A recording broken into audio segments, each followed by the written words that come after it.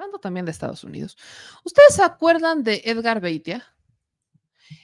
Este es pues es el exfiscal del estado de Nayarit, Edgar Beitia, al que básicamente se le conoce como el diablo.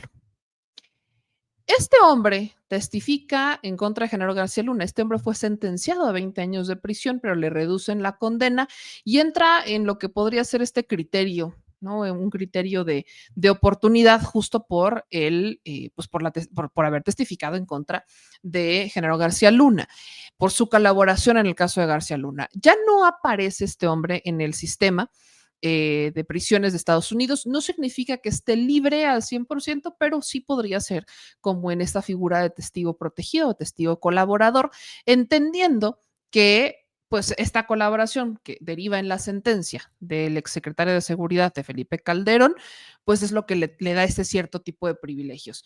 Esta situación a quienes viven en Nayarit definitivamente los tiene preocupados. ¿Por qué? Si Edgar Beitia regresara a México, preocupa qué casos se tienen abiertos en contra del exfiscal, si hay o no casos pendientes aquí en México derivados con este señor, y si no los hay, y en el utópico de que si estuviera libre, que insisto, puede no ser el caso, puede solamente que esté como testigo colaborador, que quiere decir que seguirá viviendo en Estados Unidos, pero ya no dentro del sistema penitenciario, eh, la gente teme por venganzas. Recordemos que este señor también se le ha investigado por estar detrás de secuestros, extorsiones y hasta homicidios. Y fue el fiscal del estado de Nayarit. Aquí un poquito el resumen de lo que pasa con Edgar Beitia, que ya no aparece en el registro de prisiones en Estados Unidos, y el que no se tenga claridad respecto al qué pasa con este señor o si en dado caso que llega a México será extraditado como un criminal para ponerlo a disposición de las autoridades y meterlo preso. Ese limbo ha despertado muchísima preocupación entre quienes lo conocen, quienes se atrevieron a alzar la voz y quienes temen por represalias.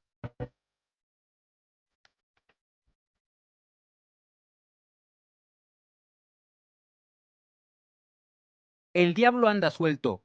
Edgar Beitia Cambero, exfiscal del estado de Nayarit, y quien en 2019 fue sentenciado a 20 años de prisión al declararse culpable de narcotráfico, podría estar caminando en este momento por las calles de alguna ciudad estadounidense, después de que cooperó en el juicio del exsecretario de Seguridad Pública Federal Genaro García Luna, condenado a más de 38 años de prisión por proteger al cártel de Sinaloa en sus actividades ilícitas. La jueza Carol Bagley Amon le redujo la condena a Beitia Cambero, conocido como el Diablo, de 20 a 10 años.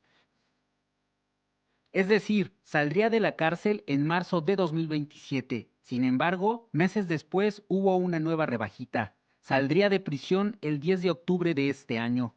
Sin embargo, desde el 10 de febrero pasado, 8 meses exactos de su liberación, el Diablo ya no se encuentra bajo la custodia, al menos de la Agencia Federal de Prisiones. Podría estar en custodia de otra instancia o estar en su proceso de libertad condicional. Lo que es seguro es que Edgar Beitia ya no se encuentra en la prisión federal de Ashland, Kentucky. Edgar Beitia participó en la novena audiencia del juicio del superpolicía de Vicente Fox y Felipe Calderón.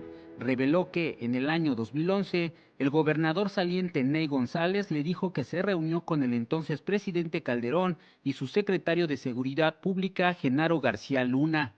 Según el Diablo, Calderón y García Luna le habrían dicho al gobernador que la línea era apoyar a la gente de Joaquín El Chapo Guzmán. El Diablo, en esa época secretario de Seguridad Pública de Tepic, no hizo caso, ya que según él, el gobernador entrante, Roberto Sandoval, había pactado con el cártel de los Beltrán Leiva. Relató que los buscaron abogados del Chapo para ofrecerle 10 millones de dólares a cambio de cambiar de bando. El no aceptar provocó un atentado en su contra en diciembre de 2011, del que salió ileso. Ante el jurado y el juez Brian Cogan, contó que en enero de 2012 el entonces gobernador Roberto Sandoval se reunió con García Luna en el búnker de la Policía Federal en la Ciudad de México. Mientras que esa reunión se llevaba en privado, Luis Cárdenas Palomino, la mano derecha de García Luna, le dio un tour por las instalaciones a El Diablo y le dijo que estaban del lado equivocado. El Diablo relató que en 2012 la policía estatal detuvo en Tepic una camioneta negra blindada y polarizada. Entonces, un convoy de la Policía Federal se presentó en el lugar. Su comandante dijo que tenía la orden de Genaro García Luna de que la camioneta no debía ser inspeccionada y tenía que ser liberada. Después de varios minutos de discusión, la camioneta fue liberada con sus misteriosos ocupantes. Un día después, Beitia recibió una llamada telefónica de Genaro García Luna para agradecerle. Beitia siempre ha pensado que en la camioneta viajaba el Chapo Guzmán.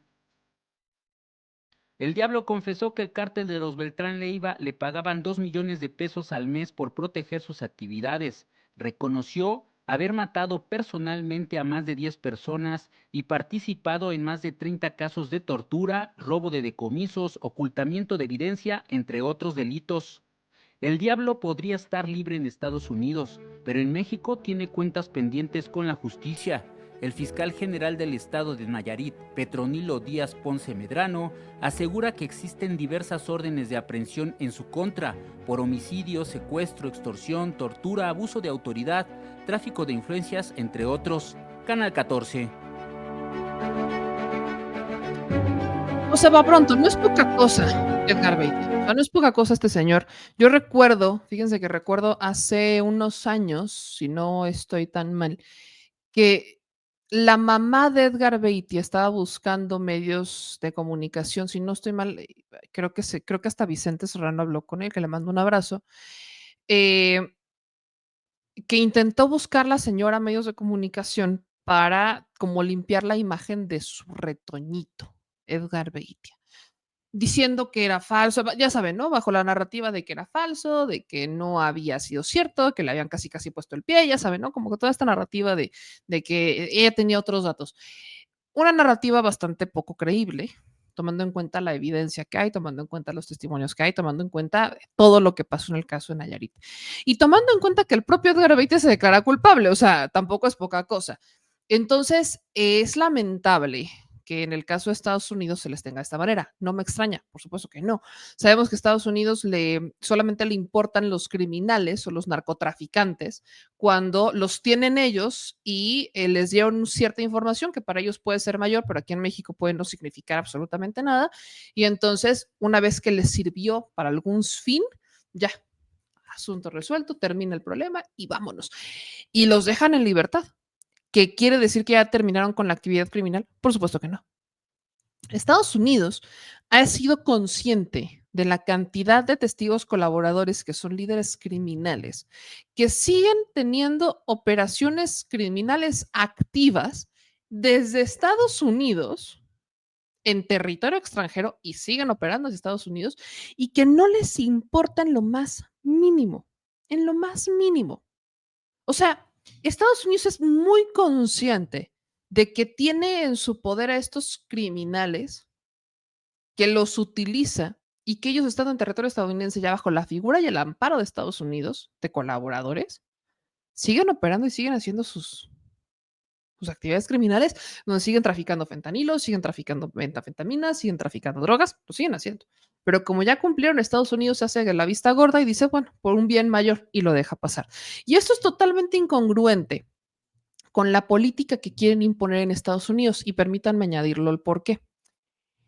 Voy a tomar esta información de Oscar Valderas, porque con justa razón desmiente a Nick Sorter, que es un propagandista de mentiras. Nick Sorter difunde que el Senado mexicano acababa de aprobar la entrada de fuerzas especiales de Estados Unidos para acabar con los carteles. Nick Sorter no tiene un solo argumento para decirlo. México no ha aceptado, el Senado mexicano no ha aceptado que entre ningún tipo de fuerza extranjera a hacer operaciones en México en contra de los cárteles mexicanos. ¿Qué es lo que autorizó el Senado?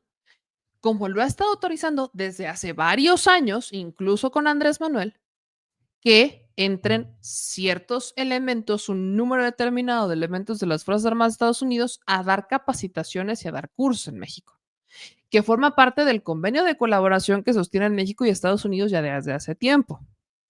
Eso es lo único que se ha aprobado.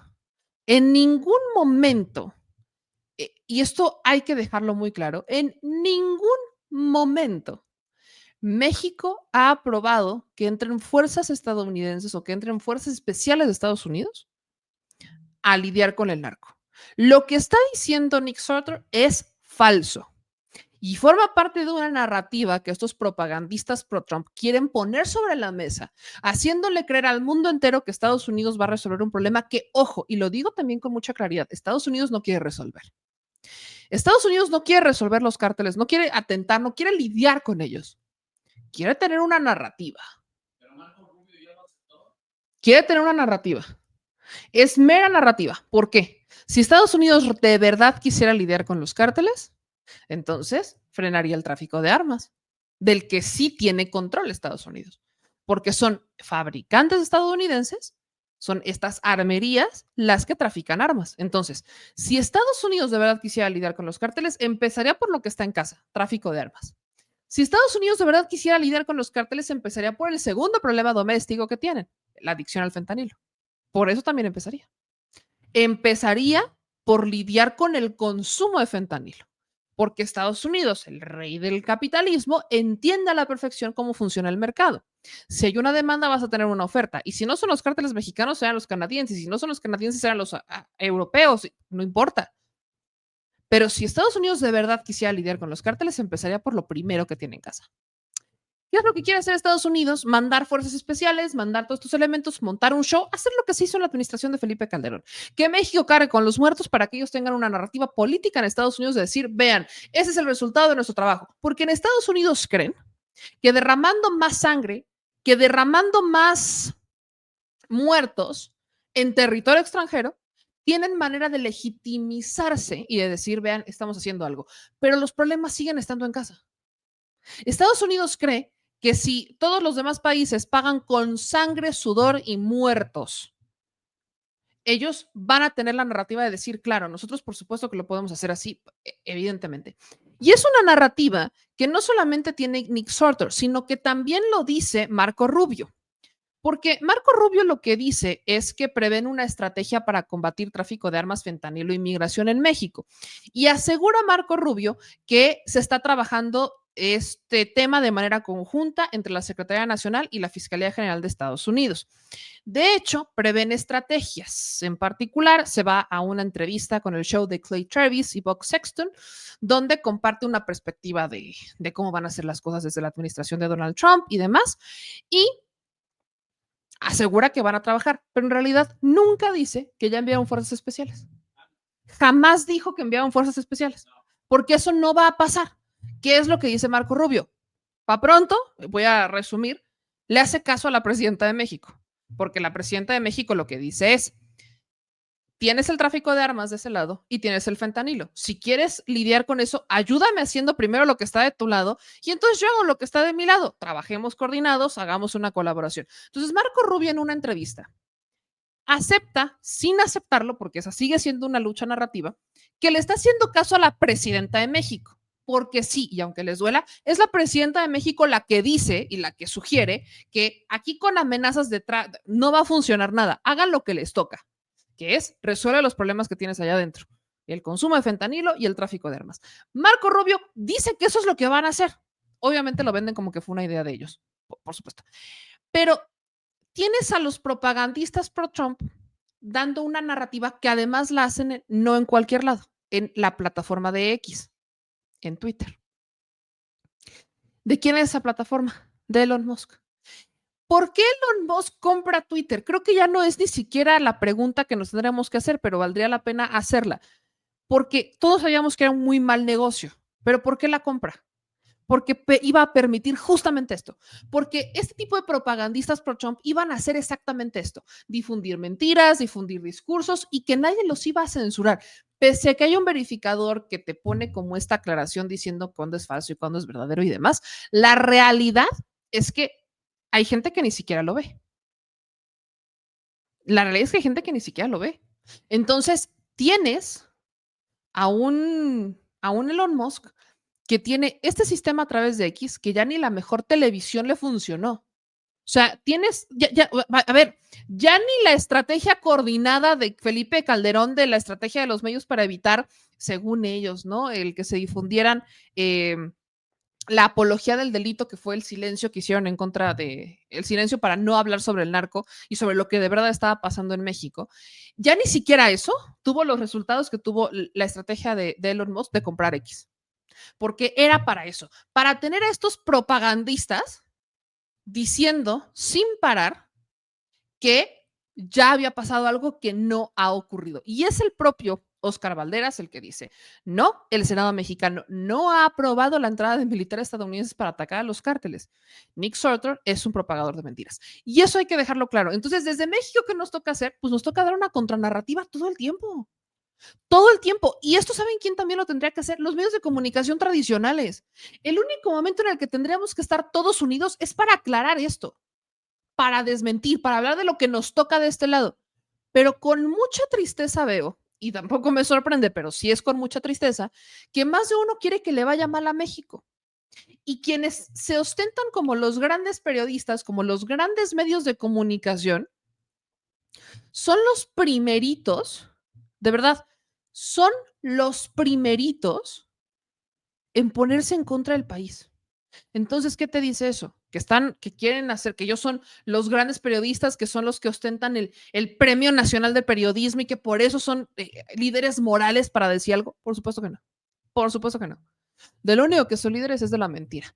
Y valdría la pena poner énfasis en eso, porque por un lado pareciera que lejos de hacer las cosas bien, pues solamente demuestran que prefieren propagandistas en contra de su patria que hacer su trabajo como deberían de hacerlo.